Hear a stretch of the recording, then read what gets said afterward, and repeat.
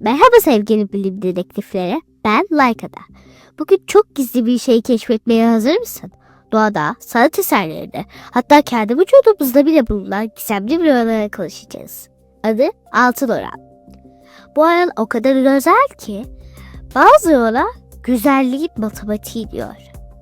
Hadi birlikte öğrenelim. Altın oran ne? Nerelerde var? Ve neden bu kadar muhteşem? Altın oran matematikte şöyle anlatılır.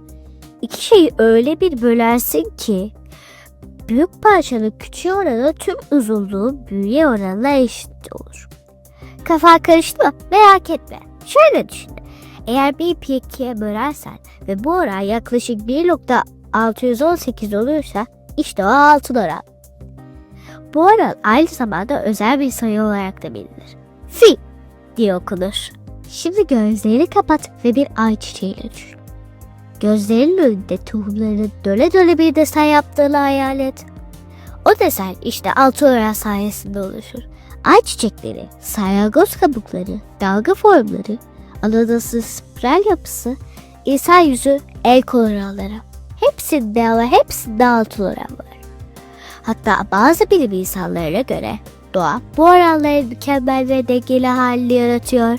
Altın oran sadece doğada değil, sanat ve mimarlıkta da karşımıza çıkıyor.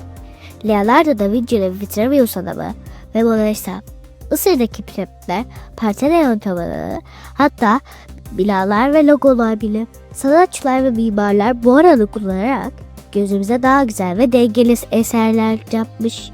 Çünkü insanlar altın oranına bakınca kendini daha huzurlu hissediyor. Şaşıracaksın ama telefon ekranları, kredi kartları, kitap kapakları, sosyal medya logoları bile altın oranla yakın ölçülerde tasarlanıyor. Çünkü bu oran gözümüze güzel genel olarak biliniyor.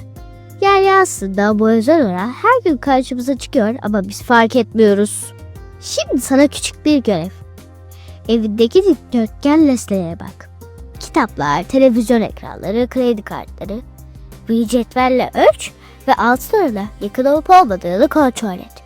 Belki de onun sırrını sen de yakalarsın. İşte böyle sevgili dostlar. Altın oran hem doğada hem de sanatta gizli kalmış bir matematik sırrı gibi. Ve sen bu sırrı artık biliyorsun. Unutma, bilgi çocukların süper gücüdür. Görüşürüz bilim kahramanları. Hoşçakalın.